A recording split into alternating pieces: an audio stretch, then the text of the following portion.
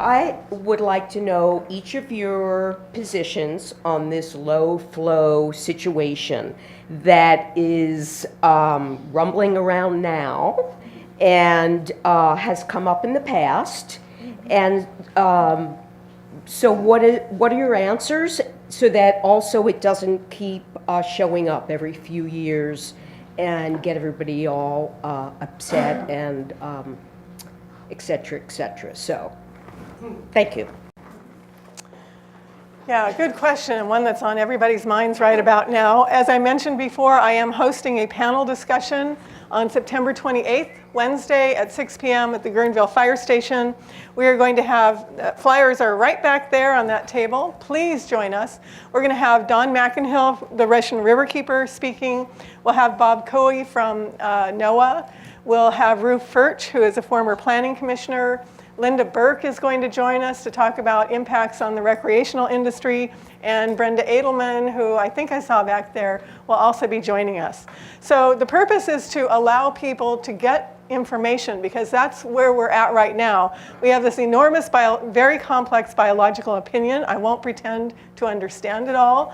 And we have this enormous, massive environmental impact report that the Sonoma County Water Agency basically dumped on us a couple of weeks ago and said, oh, by the way, we're going to make a decision by October 10th.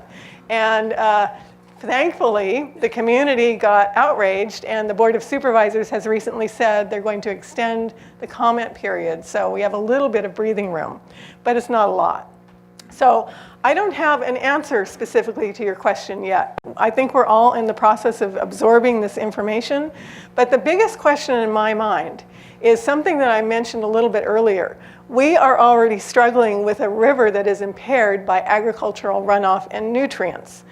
It just seems to me logically that when you reduce the amount of water without reducing those nutrients, you have higher concentration.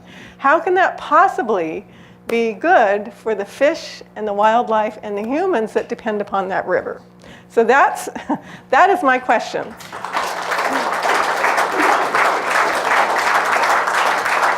And the second part of that question is, how can we consider reducing the flow before we look at limiting those nutrients? So to me, they are connected, and I don't believe you can answer one without the other. But according to the Water Agency, they're not going to be looking at agricultural runoff at this point. They're just going to go with the low flow.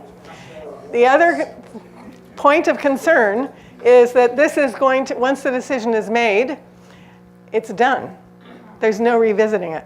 So if we end up with a river full of blue-green algae, which we have for the last couple of years, there's no way of reversing that without going through a huge environmental citizens organization and battle again. So please come next Wednesday and learn more for yourself. You'll also find out how do you weigh in, what are the upcoming deadlines, and we'll give you some ideas about how best to make your voices heard. Thanks. I very much see the low-flow EIR as an experiment, and the lower Russian River is the guinea pig. And they have basically admitted as such. So, Noreen rightfully mentioned the concept of harmful algal blooms. This means sort of traditional algae or cyanobacteria, also known as blue-green algae. And the biggest problem with algae is that when you get a huge algal bloom, it then dies and decomposes. That decomposition process actually reduces and sometimes eliminates the oxygen in the water, which leads to the potential for fish kills.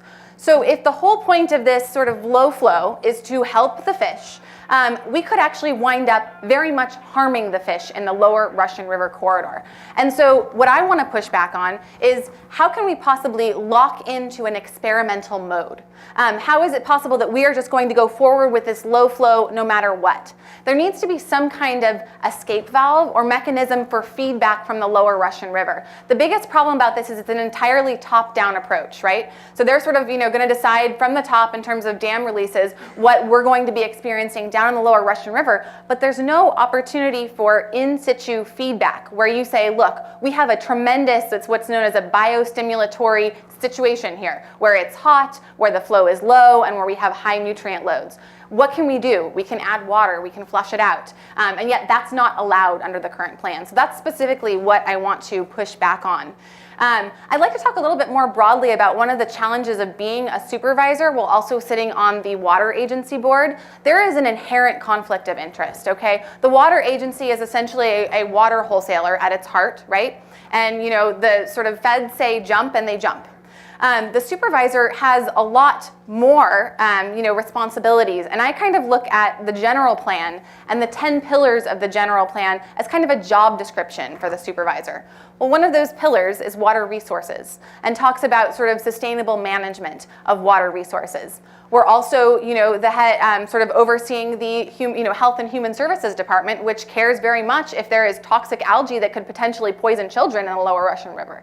So in my mind, I don't think that your water agency hat should ever really take away from your supervisor hat. And if you're going to have to look at, which one is more important, I'm sorry, but I am a supervisor first, representing your best interests ahead of being on the board of the water agency. And I think it's a little bit bizarre, quite frankly, to sit on both, because there is oftentimes, a situation where those things are in conflict.